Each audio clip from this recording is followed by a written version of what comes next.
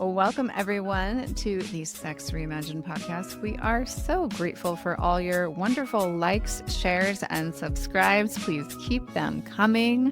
We're so excited because today we're talking with Erin Keating, an award-winning TV producer, single mom of twin teens, and founder of Hotter Than Ever podcast. Erin is a badass. She has shaved shows like Portlandia, Vita, Class of Lies, and more. And she's here to talk about breaking the rules, reclaiming your life, and living on your own terms, career, relationships, sex, and all the messy, real stuff in between. I'm Dr. Willow Brown, and I'm here with Leah Piper, and we're so thrilled that you're joining us today.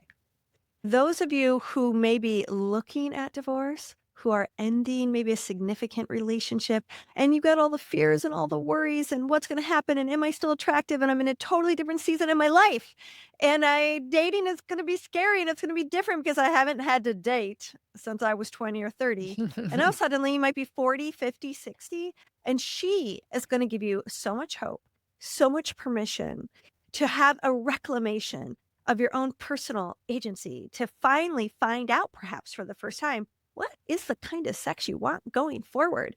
Who do you want to be as a sensual, sexual person? How do you juggle that with maybe a new career and kids and exes and all those things that we think about and worry about in transitions in our personal life and our sexual life and our intimate life? So please tune in, turn on, and fall in love with Erin. Welcome to the Sex Reimagined podcast, where sex is shame-free and pleasure-forward. Let's get into the show. Welcome, Erin. Thank you so much for having me. I'm excited to talk to you both. Tell us a little bit about how you got started with your podcast.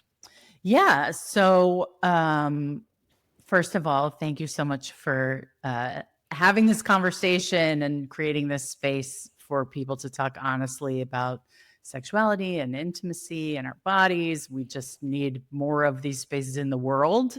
And, part of my journey to starting a podcast was that I was a television executive for 20 years and had very intense and very corporate, high-powered media jobs. They never felt high-powered in real time, but when I look back and I look at my resume, I'm like, oh, I did some stuff. I'm a badass. Maybe I'm a badass. That's pretty cool. And I got into that work because I just wanted to make cool things with cool people. And I love comedy and the self-expression that comes with creativity and writing and what is now known as content creation, but used to be, making television shows at the time. Right. So, Is that an Emmy I see in the background? Oh, is that an Emmy? Oh, Yeah. is that an Emmy? Award winning. A little Emmy. Thanks for noticing. So I did that for a long time. I was very identified with my career. And long story short, after COVID, I got COVID. After the big, everybody's shut down, whatever, I got vaccinated. And then I got COVID and I ended up in the hospital.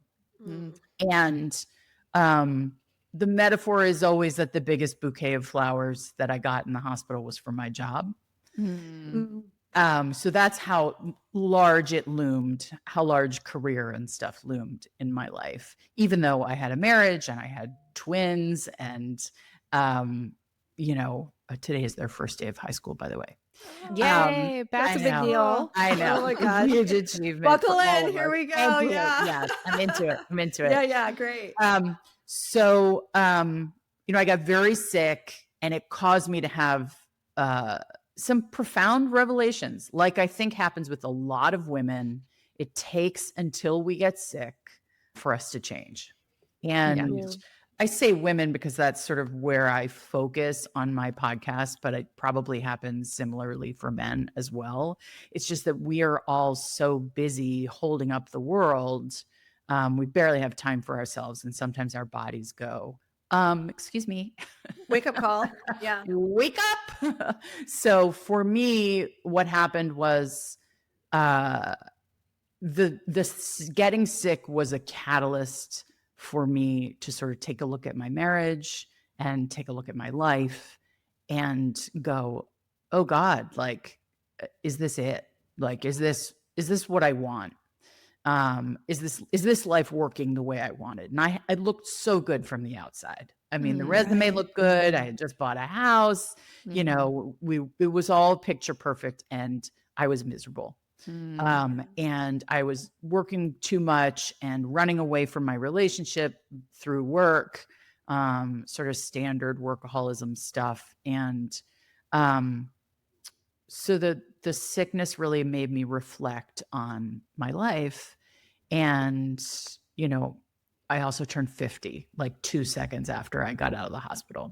Wow. So it was all this sort of cosmic moment for me. And my now ex-husband and I were fighting a lot. We had been sort of struggling to keep the marriage together for about 5 years.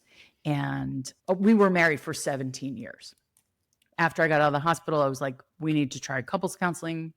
In my mind, it was like, this isn't going to work, because it hadn't worked the 5 times before. But I was like, I'm really willing to give it a shot one more time to see if we can break through some of the garbage. We were not able to break through. 6 months later, he moved out. And 6 months after that, I got laid off. Wow. Bam, So life bam, bam. just exactly handed me this blank slate and said, okay, like, what do you want, lady? You don't What- want that. What do you want? Right. Exactly.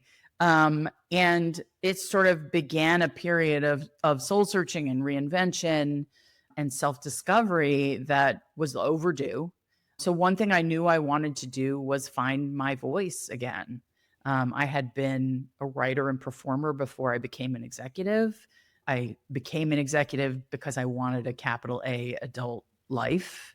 You know, I wanted all the grown-up things, and couldn't figure out a way to do that as a creative person, and didn't have the additional 20 years that it probably would have taken. All my friends who stuck it out, you know, they're finally seeing success 30 years in, 20 years in.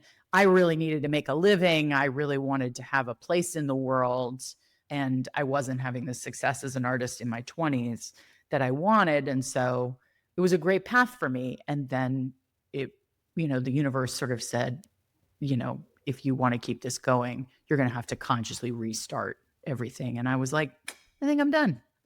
I think I'm done. And I had been licensing my voice, my evangelism, my enthusiasm, my passion to these companies for years and years.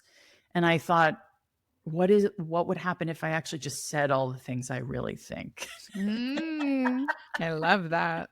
Okay. So And that's so where Hotter Than Ever was podcast came born. in? That's where Hotter Than Ever was born. I was feeling so liberated by the sort of release of all of these commitments that I had in my life. God, I bet you felt so much lighter. I mean, literally and figuratively. Like, and I've gone through a physical transformation since that time. I've gone through a spiritual and emotional transformation, and sexual, which we're going to get into in a moment. For sure. This is no lead up to that conversation. And the name of the podcast is meant to be, you know, about sexuality and pleasure, but also about vitality, and also about midlife, and, you know, and a kind of wink at menopause. Reinventing I was going to ask about that. Midlife and peri and postmenopause. Yeah. So I've interviewed all kinds of amazing people. I've shared my own journey really publicly in a way that I couldn't when I was representing corporations in the world. I've told the story of what it was like to go from a marriage that was sexless for 10 years. Ooh, that's a long time. We were together for 20 altogether, married for 17. And the last 10, the intimacy had just gone. You know, I'm wondering if you're able to share a little more specifically about that, because this is a common secret among marriages and couples that have been long-term, probably since the beginning of time, where we come together and we are, you know, you feel like you met your soulmate, and the sex is awesome. And you bring out the best in each other, and then the love and the trust deepens, and then we start testing that partnership by trying to heal all of our inner child crap, with our projections around mommy and daddy. So then we give the person we love the most kind of our worst selves, because we can actually trust them to kind of reveal that. And I don't know how much of that is actually impacting sex, but where people find themselves oftentimes 10 years in is, God, I love you, but I don't really want to fuck you. Or I love you, but we've distanced ourselves. We've made all these other priorities. Well, let's just face it. There's all sorts of reasons, and they are as different for every couple that there are. But I'm wondering about the audience right now. And I've certainly been in many relationships where the sex started to fizzle. And then you're like super siblings. Right. It is normal. Yeah. I think that's normal. I think there's sort of science around that of certainly the connection, the initial connection fading. We had a very hot start to our relationship. Like, I wouldn't have married him if we hadn't. And I thought I was going to get all of the sex and intimacy that I wanted because I was very sexual and very interested in that. And that was a really important thing to me. But I think through a series of betrayals and, breaches of trust, really in several different ways, I just couldn't come back to it, and neither could he. And, there was physiological factors, and then there's also the interpersonal and the connection. And then once the kids happened, it's not all goes to the kids that all my energy that I had that wasn't going to work was going to them, and I had twins. And the life force that it took to like get these kids, up and running in the world, like, that felt like the right place to put it. And we had a lot of fracture in the marriage and in the way that we communicated with each other. We both came into the relationship with tons of family of origin garbage, like everybody does, but ours was individually and collectively very intense. And even though we were both in therapy and we were in therapy together and all the things, we just couldn't break through it. And then when there was infidelity and some mental health issues, like we just couldn't get back to each other. We couldn't get back to each other. And I'm now 3.5 years separated, 2 years divorced. And I'm starting to be able to think about the early times in the marriage when we were happy. Oh, really? And that's new for me because how does that feel? Is that kind of like a healing or just interesting? I'm really grateful to remember it. I didn't want to remember it because I was so angry. Right. And so needing to reconstitute everything about my life. Yeah. And it doesn't make me like want to hang out with him, but he's in my life. He co-parents to a degree. Kids. And so, and they love him. And so for them, it's helpful for me to say, hey, when your dad and I were first together, we did this fun thing. And this was a nice way that he acted and whatever, because they've heard a lot of like from me. Yeah.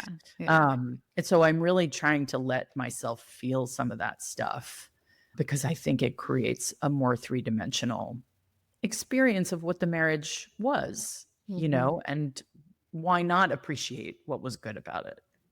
Yeah, I imagine that is or outweighed the good. Ultimately. Right.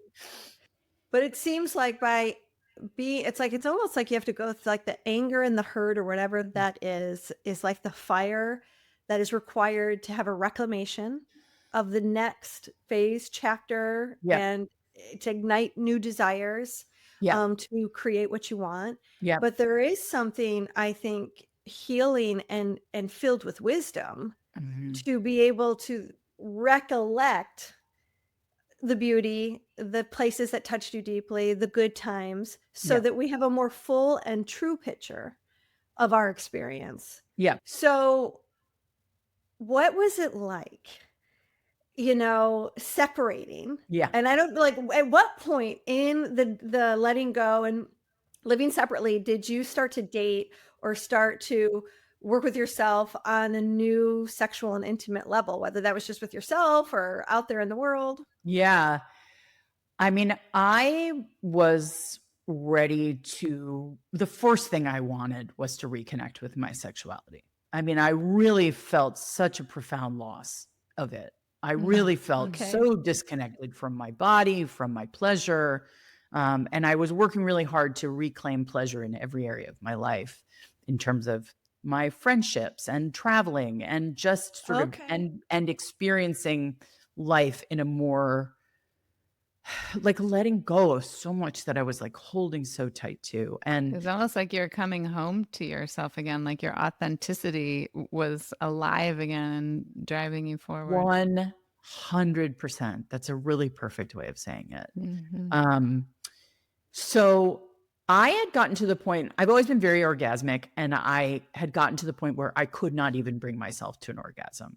That was what I was going to ask. Were you like hungry and horny and turned on, or did it feel elusive? And it sounds like it was like elusive at first. I felt like I was chasing it in my own self-pleasure, and then and I couldn't get there. And so I went onto this anonymous sexting app that I found in the Apple store. I was not like, there were no dating apps when I got married.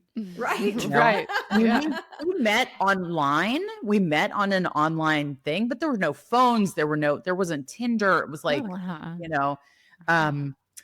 so I randomly found this app and I posted an ad that said, with no picture, totally anonymous, that said, I'm newly free.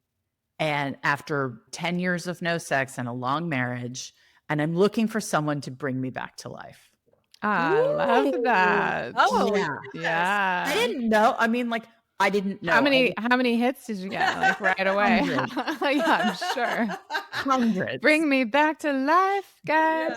I love that. How fun. That must have felt exciting and empowering in that moment. It was so exciting and so because I left the marriage and I was like, I'm 50 years old. I have the body I have. I look like what I look like. I have the mojo and energy that I have. Like, I had no idea whether I would be attractive to people, whether like anyone would be interested.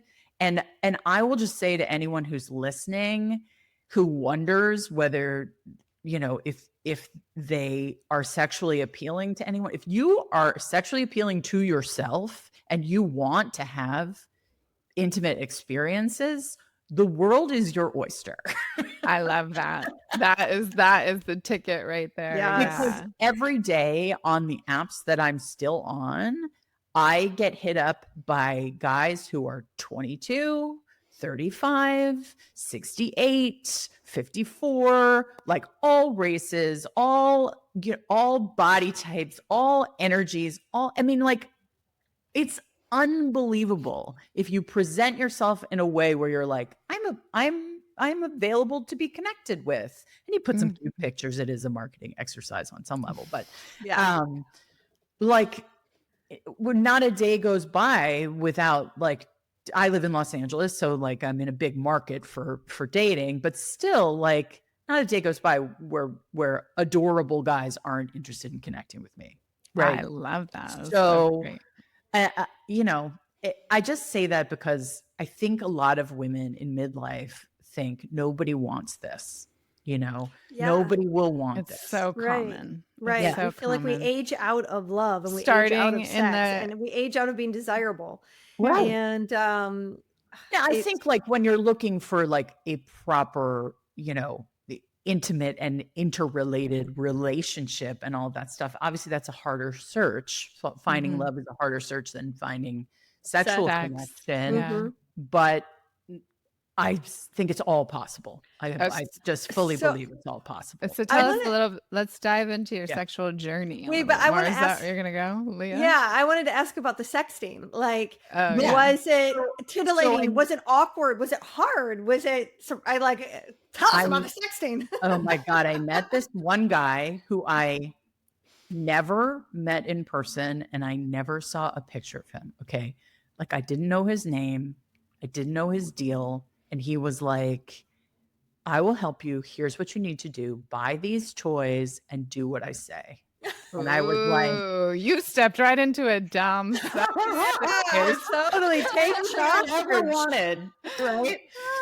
Because I am definitely a boss in real life, and in my sexuality, You I am like to much more sub. submissive. Yeah. Yeah. Love And that. just please fucking take care of me and have a moment in my life where I'm not in charge. Tell me Yeah. what to That's do. freedom for me. Yes.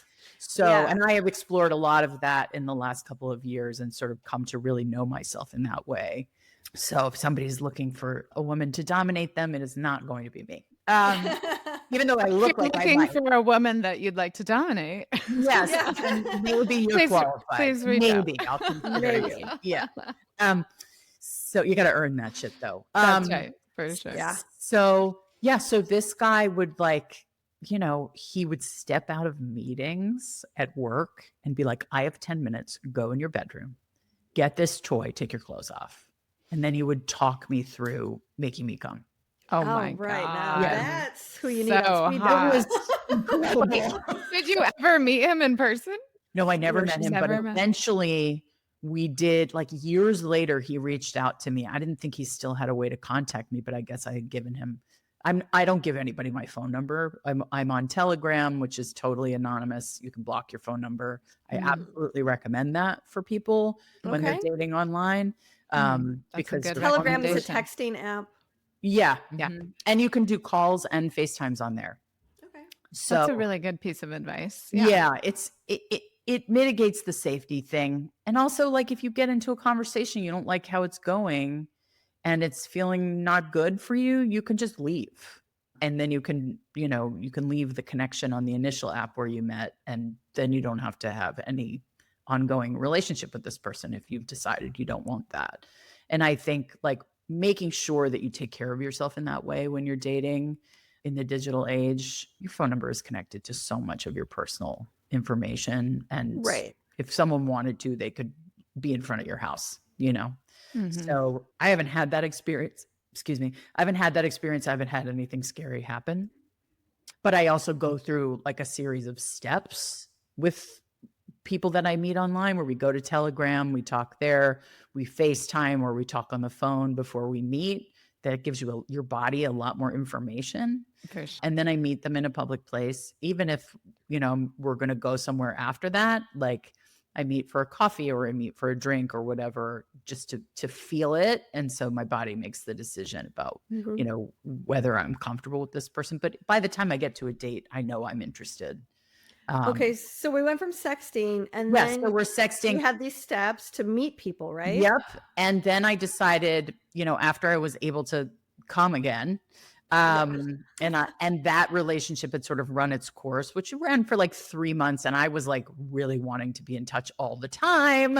And he Like was a not drug. that available for it. Oh, totally. I was like, Yeah. I haven't had this in so long.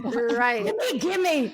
Your dopamine and oxytocin are 100%. taken over. 100%. Then I was like, okay, I'm ready to meet someone in real life. Can I ask you a question about that? Was there any part of you with the flood of all that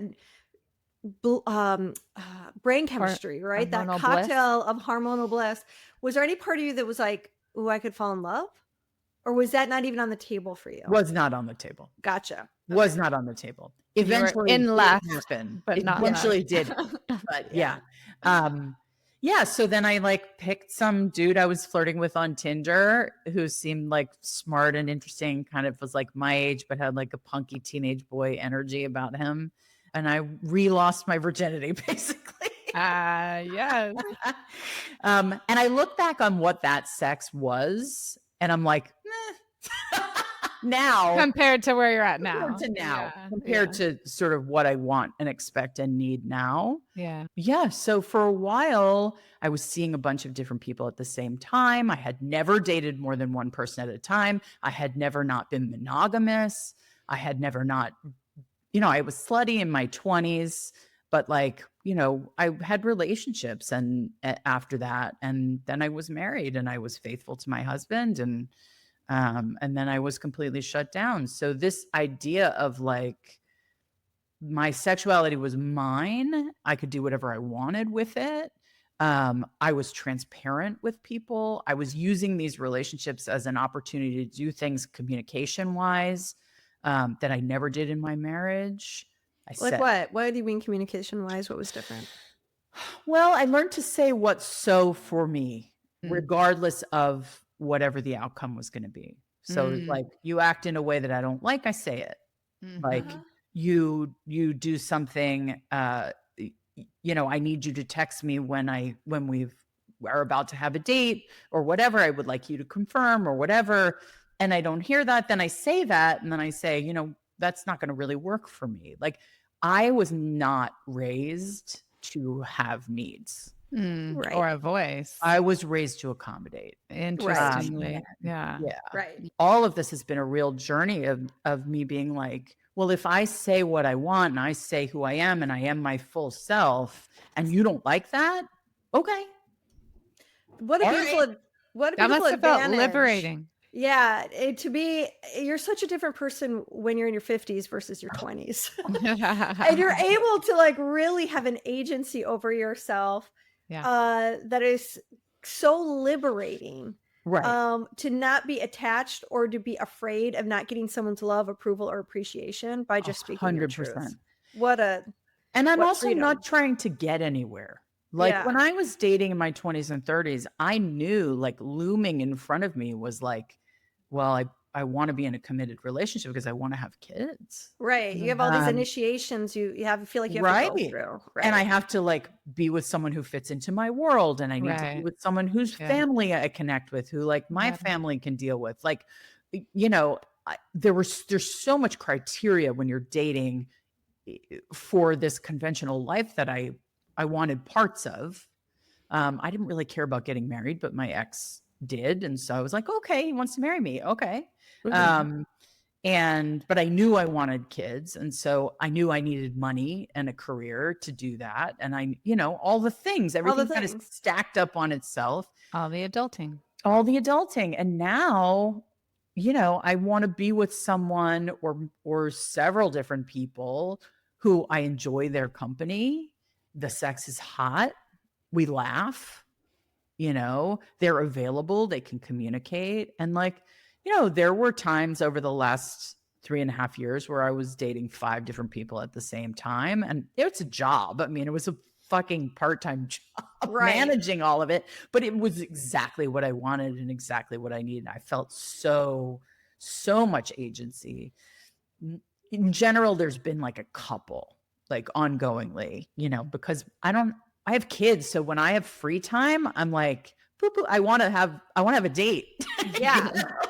Right. Totally. Friend or have a date and have sex. Mm-hmm. So I'm curious, what did you learn about the type of sex you like? Because I think a lot of times people in these relationships it's not that we don't want to have sex. We're just not having the sex we want. Totally. And then we're not sure how to ask for the sex that we want, or we haven't discovered what the sex is that we want. So tell us what that journey.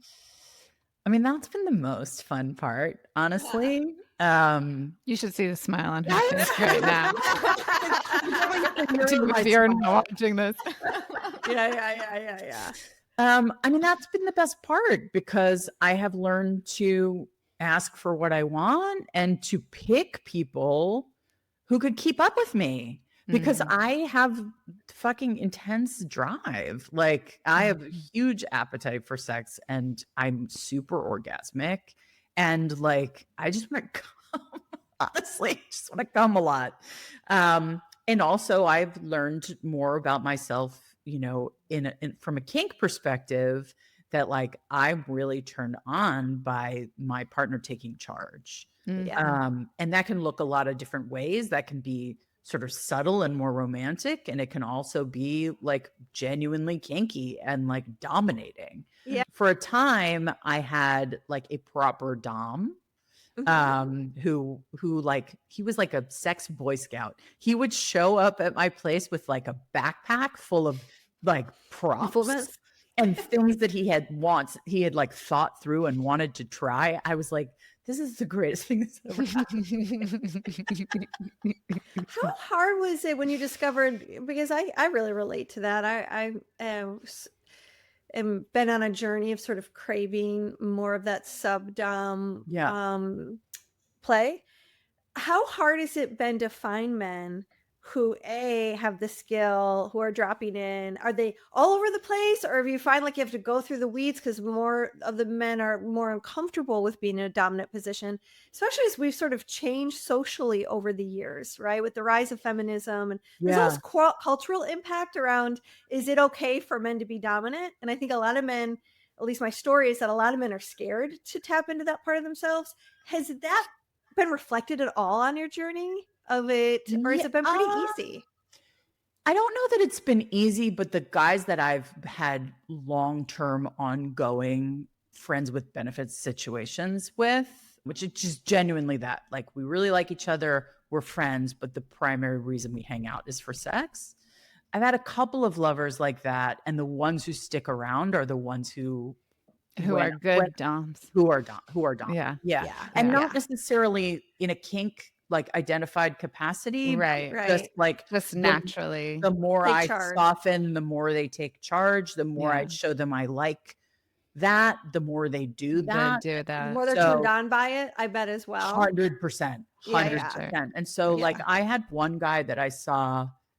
And then I had a boyfriend. I fell in love for a year with a guy that who was a friends with benefits, who then I fell in love with, and I was monogamous with him. And then I went back to this other guy afterwards. I texted him. I was like, why do you think I'm texting you? And he was like, either you broke up with your boyfriend or you want a threesome. Good answer. Never had, and it's still on my list if anybody wants the threesome. Still on your list? Yeah. Okay. But so I kept showing up to that because whatever was happening between us was working for both of us. And I've currently been seeing somebody in a friends with benefits way for about a year who I have been encouraging his dominance like the whole time. So anytime, like, we have hot chemistry and he's super sexy and funny and we really enjoy each other, his life circumstances are such that, like, he cannot be my boyfriend. But he now is so much more dominant than he was. Because you gave him permission. Because he's a pleaser. And so he sees that open to all that stuff that I want makes me really happy, and he wants to give me what I want. And so, like, that's helped him cultivate his own dominance. And it's been really lovely. And you have also, Erin, like consciously explored BDSM and kink as well. So how has that informed, your sort of natural submissive, personality? Like, how is it augmented or shifted your, role in that space? Yeah. I mean, the guy I fell in love with was naturally very dominant. And he was like former military and, had this very like upright kind of I'm the boss energy that I had never experienced in a man before. And I was like, just totally wanted to just let him lead. And, that didn't work for life in general, ultimately, but in the bedroom, it was great. But when I tried to engage a conversation about dominance and submission with him, he was kind of like, on Seinfeld, Elaine had this boyfriend named Putty, and she's like, Putty, I'm breaking up with you. And he's like, huh, you kidding, babe? How come? Like, it was kind of like that. Like, it was like, I never thought about my dominance. I'm just naturally dominant. It's like, he doesn't talk like that at all. This is don't have it in my head. It was like, I remember trying to engage that conversation and he couldn't or wouldn't and didn't want to. And so after we broke up, I was like, I'm going to find a proper dom. I'm going to go and find a proper dom because I want that experience. And I did.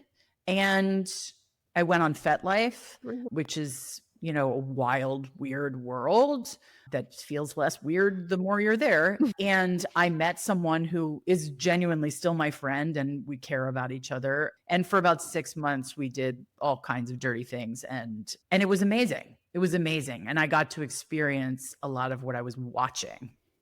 Cool. And some of that I loved, and some of it I was like, no, I don't really need this part.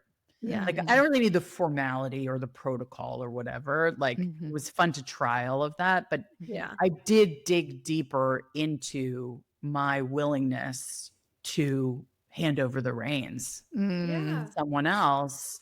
And, it's a very interesting thing to have that kind of relationship, because even though you're the sub, you're driving the rules of the thing. It's almost like you're actually the one in charge, but then you're, Well, yeah, you're exactly, allowing handing all over of the it. reins. I love Yeah. that Yeah, terminology. you're allowing all of those Yeah. things to happen. You're agreeing to all of those things. And you also have the ability to say, no, stop, Yeah. red, Yeah. or like lighten up, Yeah, or yellow. whatever. Yeah. Exactly. So when you are with someone who is from the kink world and who believes in doing it right and believes in all the communication and advance, questioning of like, what are you comfortable with? What are you not? It's a really safe environment it's to really explore safe. in. It's really safe with the there's right person. Yeah. exactly. There's this study that Leah always talks about in the seminars where like the kids on the playground, when there's no fence, when there's no outer perimeter, they stay really close to the jungle gym. And then when they plant some bushes, like a little bit further out, the kids go a little bit further out from the jungle gym. And then when they put a fence up, it's like the kids go so much further out. So like, that. those boundaries and the container that, proper BDSM and kink really creates allows you to explore so far beyond what you might A feel bigger comfortable playground. exploring. Your Right. playground Yeah. gets bigger, not smaller. And Yeah. that's pretty exciting. Yeah. That was certainly my experience. And I haven't been with anybody else who is like as identified with being a dom in the kink world. I just really need to connect on a human level. I don't want anything that's wholly transactional anymore. Mhm. That's not entirely true.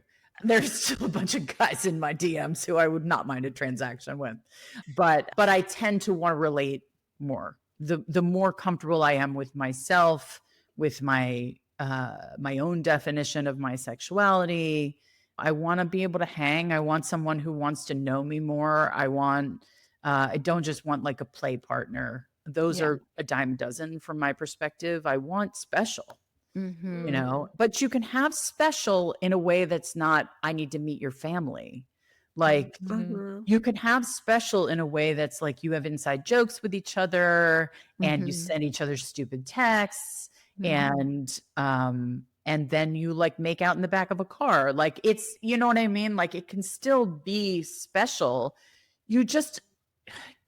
My friend calls it dating like a grown-ass woman. You don't have to date like a 14-year-old. Yeah, it seems like you at this time in life, this season of life, you're curating a specific experience and you're allowing some people to integrate into your life, but not always your whole life.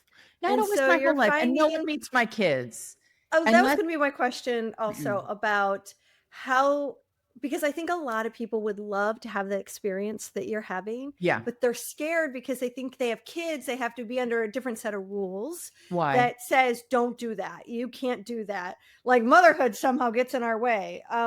So well, tell that's the us about patriarchy, right? That's the patriarchy at work. So that's the patriarchy telling us what we can and cannot do with our bodies at different periods in our lives. And I just don't buy it. I don't buy it.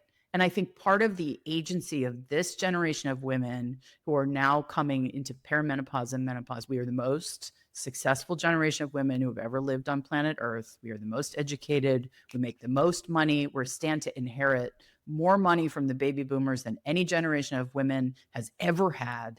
Like, we are extraordinary.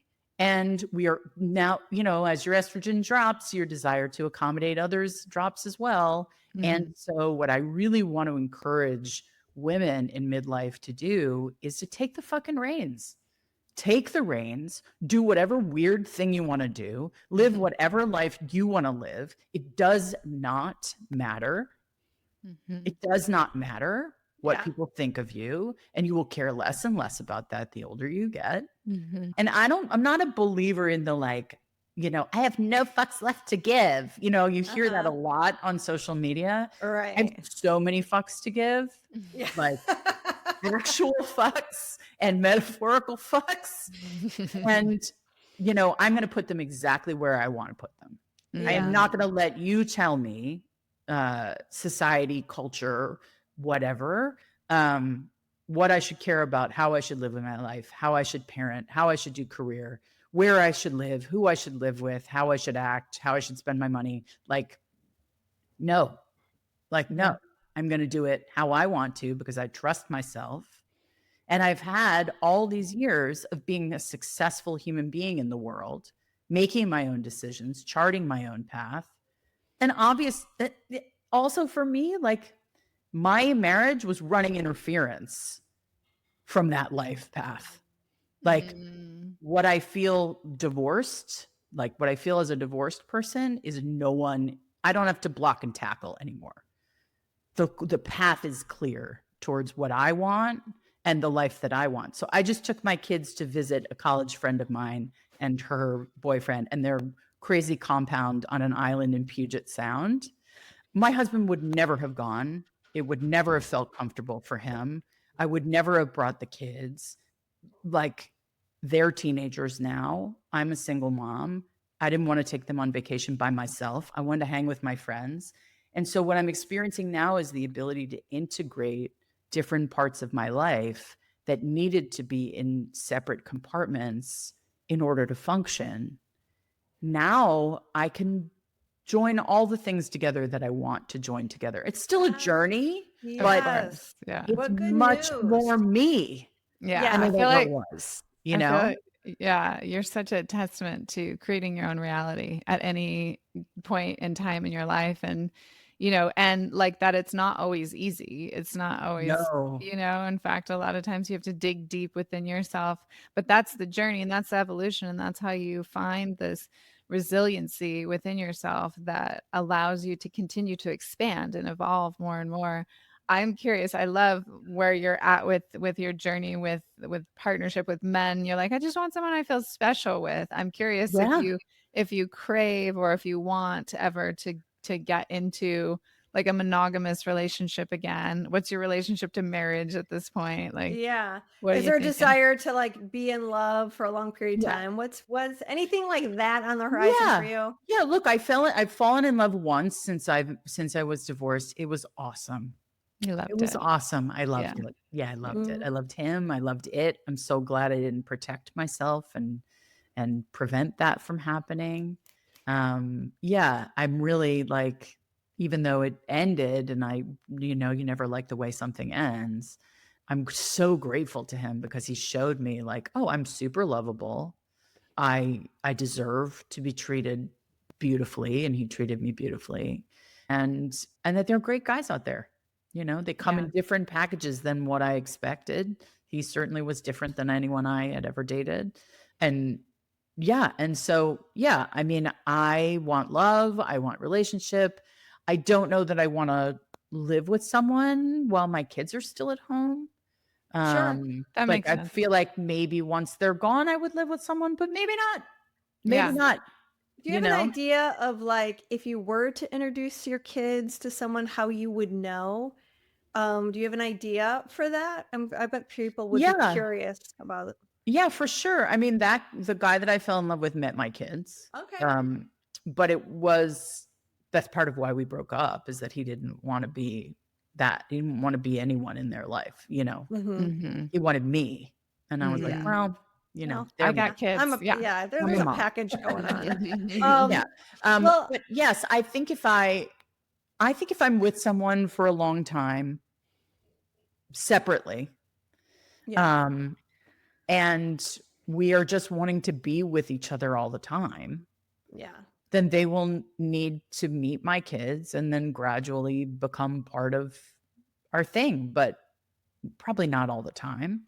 Yeah, I imagine it No. has a natural progression of like the more you connect, the more you keep on liking and wanting and falling in love, and the more that they fit, Yeah. in these various sectors, that it just has a natural progression. Yeah, I That think starts to feel so. right when you want to introduce someone to I'm your not going to kids. force anything. Yeah. And I'm, Or hold any strict or strong rules or boundaries. I love what you I just don't said. know I want to anything. I I don't want to know I anything. love that. Yeah. And one thing you just said was like, I'm so glad I didn't protect myself from falling in Experiencing love, love, you yeah, know? And I feel dating. like at this point in our lives as human beings, not just women, like there's a lot of protection going on because there's been a lot of deep heartbreak, but it can be such a fine balance and such a fine dance, because I'm personally in that little moment right Yeah. now. I'm like, shit, I gotta be careful, you know, with Yeah. my heart, but also I want to be present to like what's expanding and what's opening, and just kind of follow the thread as well. As Right. It's a dance. I think a lot of women are taught to have an agenda and to be on the relationship escalator, you know, where that ends up with a white picket fence, and Right. it's not fucking real. It's Right. not real, and also it doesn't serve us. Right. Like there is no there, right? There's no, like, if you like someone and you enjoy spending time with them, it is possible for that to be enough, Yeah. you know, and it lasts as long as it lasts, and you stay present during all the good parts. Like that can be enough. And maybe that relationship ends and another thing comes in and takes its place if you're open, or there's several people you have different kinds of connections with. Like I always like to say I have lovers because it sounds so like, I don't know. Sexy. Yeah. It's hot. Sexy. It's hotter you than know? ever, for It's sure. hotter than ever. Yeah. I think how you describe what you want and who you want to be in the world is really powerful, right? Mhm. So, Mhm. you know, I don't see any reason why I would get married again. Mhm. Maybe though, maybe Yeah. we'll need health insurance, or maybe Right. you know, I'll want to live in another country, or they'll be from another country. I don't fucking know. Right. Like, Yeah. I don't know. I don't see it. And yet, like I never really wanted to do it in the first place. So to me, it seems super romantic to be committed to each other every day and make that Mhm. choice every day without something being, you know, involving the state. Right. Well, Right. I think what's Right. really cool about your story is I'm imagining that there's a lot of women or men who've been in a relationship that's been sexless, and they're always weighing in their mind, like, do I stay? Do I go? Will it be worth it if I go? Will I regret it if I go? But I'm so Mhm. unhappy here. And it doesn't look like anything. It's like I just have to sort of, I hate to use the word submit, but submit to things never changing, or I can down myself and go find out it's my life. How do I Yeah. want to live the rest of it? And to Yeah. realize your story really illustrates that you can be scared, but do it anyways, and Yeah. realize that you really have the agency and you have the maturity and you have a different season. And you're not living by the rules from the past. You're not No. living by your parents' rules. You're not living by the rules of your 20s and 30s. You're not living by the rules of your marriage. Nope. You are now living by the rules that you can completely construct. Yeah, I mean, there's And cultural pressures, right? expand. Yeah, Yeah, like there's social pressures and cultural pressures, and I'm sure some people would judge me for the way that I have conducted my life, but I try to just approach everything with integrity, to be honest, to be direct and clear, to use condoms, like all the things that make me a responsible adult, which I absolutely am. I just happen to be pursuing pleasure in a physical way because that's what lights me up. all right, I do have a I condom want it. question. Yeah. Okay, so as men get older, and I don't know the age Ugh. group that you're dating, it sounds like you've had some variety. Yeah. But how challenging is it for the more middle-aged guy to want to use condoms when there can be frustrations with remaining hard or staying hard? That is, a real obstacle that many people face. And I wonder if that is challenging in dating. It is challenging. But I will say that my sex life is not always Penetration oriented? linear and penetration. It's not what looks like in porn, you know? It's not Mhm. like what the culture tells you sex is. Like Right. I tend to like guys who want to get me off. Mhm. Like that, those are the guys who end up sticking around. Like their pleasure primarily comes from Your pleasure. no. Yeah, Pleasuring your you. get off Yeah. is their get off. Yeah. I mean, Yeah. find those guys, ladies. That's Yeah, a yeah, lot. yeah, That's yeah. a lot of men. I mean, that's That's a a lot of- majority of of men. men. Yeah. Right. And that's interesting to hear you say that. Mhm. And then those guys, if they have ED or, you know, like sometimes they do if they're in their 50s. Mhm. And I tend to, the longer term connections I've had have been with guys my age. I'm about to be 54. But my boyfriend was 10 years younger than me. Mhm. Mhm. And his dick always worked. Mhm. And, you know, because we were monogamous, like we stopped using condoms at a certain point. We Sure. tested and stuff. But in terms of like, if you're in a short-term thing with somebody, I think they know that that's table stakes. Mhm. Mm. Like, you know, no one has been like, no, I'm not going to do it. Because Mhm. I say it up front if we're texting each other.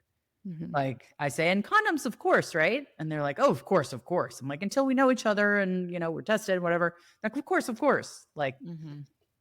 because I'm not a child. Right. So I don't Right. have to pretend like we're not going to have sex or, Right. you Right. know, I don't like, don't show up at my house with no condoms. Yeah. Yeah. Yeah. Right. That's going to be problematic for what you want. Yeah. You know?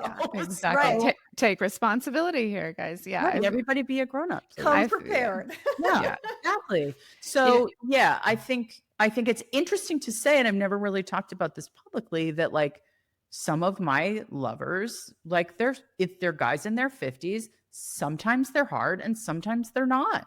Mhm. You know, Mhm. sometimes they take medicine and sometimes they don't.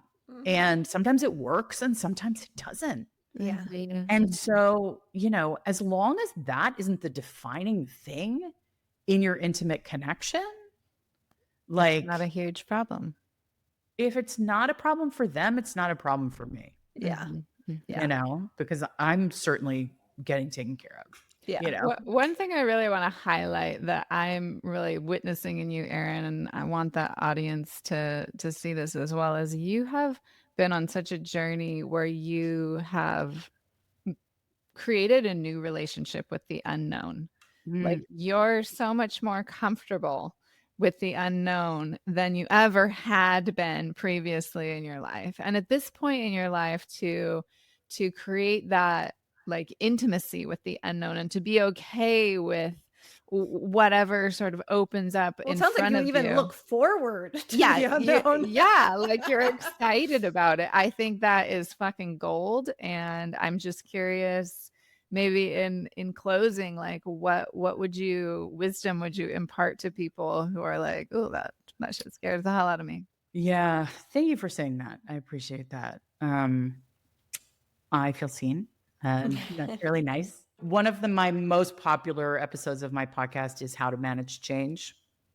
And I interviewed these two women who are corporate like change management consultants, and they've taken that metaphor into the personal realm. And I think we're very fearful. I think we're very fearful of the future. We're very fearful about aging. I do come from some privilege. I got severance from my job. I had a savings account, you know, like I just sold my house because I wasn't willing to go back to corporate life. So now I'm renting.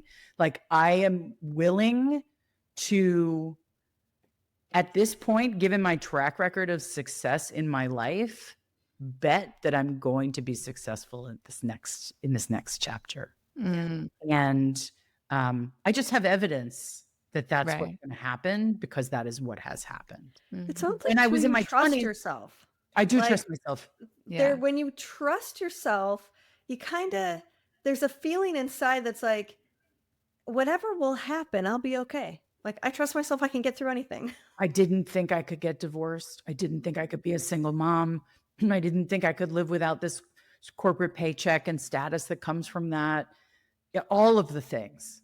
You know, I thought that all those things would break me or redefine me in a way that I wouldn't like. And turns out that's not true. I Yeah, really you like myself a lot. even and- more. Yeah, I enjoy myself. Right. Yeah. And And I would say that the more comfortable you get with change, because change is inevitable and there is nothing you can count on in life other than change. Right. There is nothing, Yeah. everything will change. So in a good way, in a bad way, like inevitably. One thing's guaranteed. Right. Things are going to change. Totally.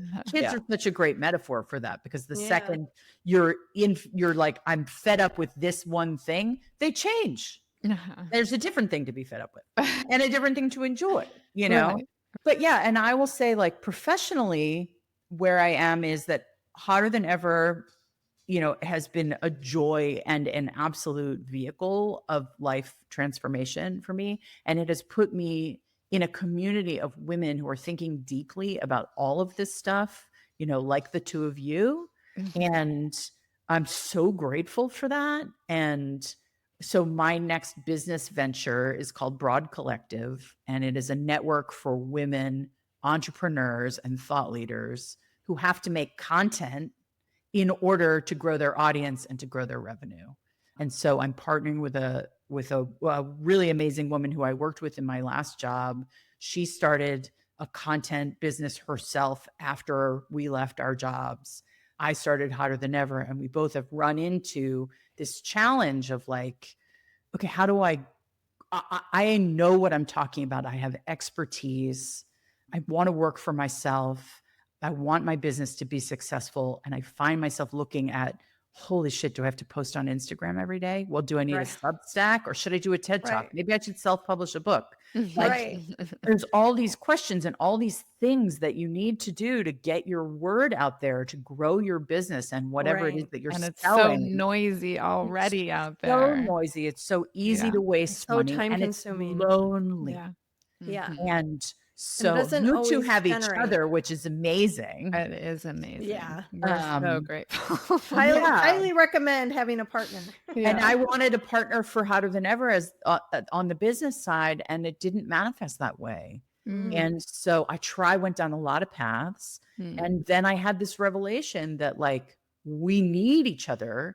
And women don't do power over in the way that men do. Women do power together, and we want to lift each other up. And so we are starting this community where you can come in, become a member, and get answers to all of these questions of, how do I promote myself, and how do I build my brand, and who knows someone who knows how to do this, and should I spend my money? What should my strategy be to get to my goals? So it's really for women like us who have some amazing expertise, have something meaningful to say in the world, and need to figure out a way to grow their audience and monetize. I love that. So exciting. Thank you. What's the name of it again? It's called Broad Collective. Broad Collective. So if you go to broadcollective.com, I love that. You'll see there's a survey there that we're collecting data from women entrepreneurs. And I think largely we are focused on women in midlife, because it takes a long time to grow your expertise. Yeah, exactly. And that seems so appropriate, because a lot of people who are, I think they say you have 3 careers in a lifetime, something like that. And so a lot of women are starting new careers. Their kids are getting older, so they're not doing as much like heavy lifting childcare. They're starting to be more independent, or they're in college, or they're in high school. They might have that, their marriage might have dissolved, so they've got a whole new set of rules they're recreating. And they have a lot more to say because they've lived a lot of life. Or they've got a passion project that gives them life that they love doing and talking about and sharing about and spending time on. And then how do you make money doing that? And being your own boss gives you so much freedom. I think what's happening is that we are, as women enter their 50s and look at their corporate careers and look at the lives that they lived in order to accommodate this conventional adulting path, that when you have kids, usually the kids are what drive the convention, right? And then as that becomes less of your focus, and also corporate life is not very kind to women. It's not very kind to older women. And a lot of us are like, I don't fucking need a boss. I don't need you to tell me I have to work from the office. I don't, I know that I can figure out, make a good living with the skills that I have, whether I'm in, health and wellness, or whether I'm a therapist, or whether I'm, a stylist, or there's all these different things that people do that they're great at, that they can do on their own. And it's just about, how do I do that? And how do I build a presence for myself that will enable me to shed sort of the obligation to do things in a conventional patriarchal way, Cool. And so I love the idea that we can all come together and rise together and lift each other up. And so we're just in the process of building the platform and sort of getting our ducks in a row. So drop me a note on at broadcollective.com, or hit me up on all the socials at Hotter Than Ever Pod. Yeah, check out hotterthaneverpod.com. Check out our episode with Erin on Hotter Than Ever Pod. And you stream everywhere, so it'll be easier to We're find everywhere. you. Yeah. Thank you so much for being on the show fantastic today. to have you. Thanks, Erin. What an amazing conversation. Thank you both for the work you do. Appreciate it. Yeah. Okay, friends, stay tuned, because up next is The Dish. And you know how much we love to dish it up. Now, our favorite part, the dish. Okay. All right. Let's dish it up Let's- on Erin Keating. Isn't she so lovely? I just love her. Yeah. She's just cool. lovable. And I really, it's just, I think people, when they take a look at divorce, it can be so devastating. And I think it's really important for people who have crossed that threshold and then have re-identified themselves, been on a permission quest to do the next part of their life on their terms, without having to negotiate with someone else, and just go for what is true, and kind of, just play with that journey to hear what it's like.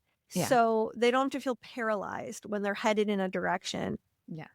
Especially when you feel like your life is over. It's like, no, The your life you is just knew beginning again. was over. Yeah. This is the beginning of a new life. Yeah, I feel like the word divorce has such a negative connotation, but for so many, it's like it's the key to freedom, to a more authentic version of themselves that they get to play with in the world, and how liberating. But yeah, I mean, of course, it's a journey. It's a serious portal of seasonal transformation. You got to go through a fall phase of clearing, and then you sit in the winter. Who am I after all that I just let go of, that I knew myself to be? You have to kind of rest and then digest. Totally. You need to pause after all the clearing, and then the spring does come. It's nature's way. Like Erin is fucking in her spring, right? Literally fucking in She's her had spring. some summers too.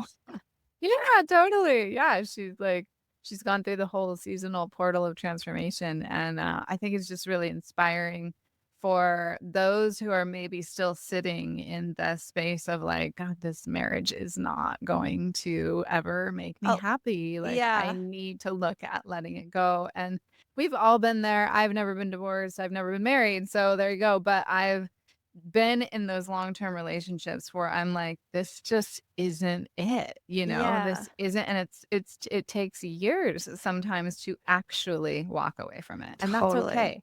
Yeah. That's okay. You just it takes the what it time takes. that it takes. Exactly. Yeah.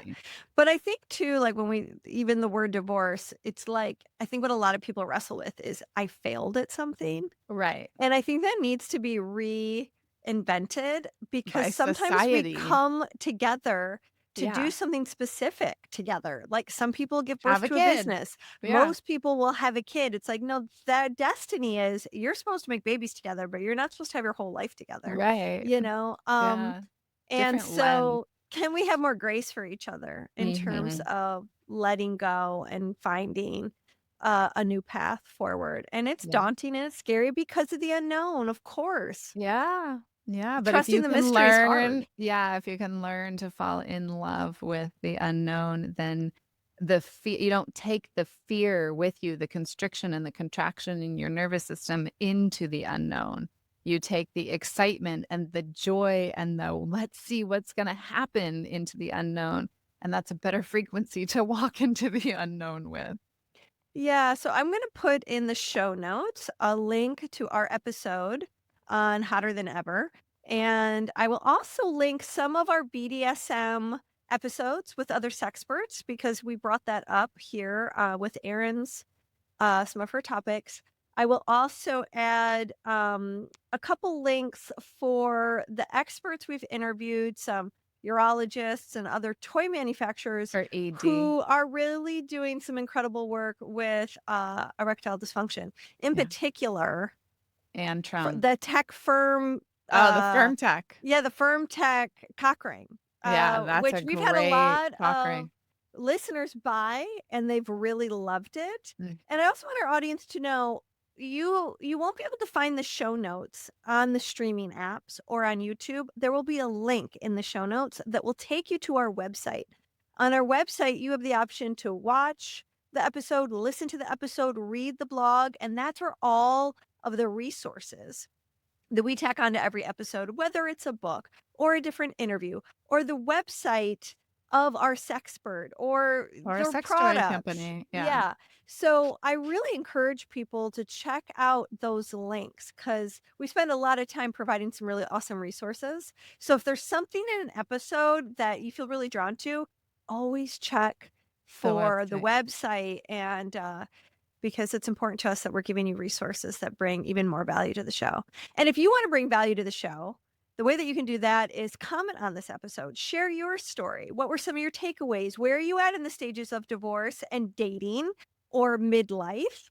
And the most important thing you can do is subscribe to our various channels. That helps spread our show to other viewers who we know will love it. See y'all soon. Love, Ciao, love, ciao. love. Thanks for tuning in. This episode was hosted by Tantric Sex Master Coach and Positive Psychology Facilitator Leah Piper, as well as by Chinese and Functional Medicine Doctor and Taoist Sexology Teacher Dr. Willow Brown. Don't forget, your comments, likes, subscribes, and suggestions matter. Let's realize this new world together.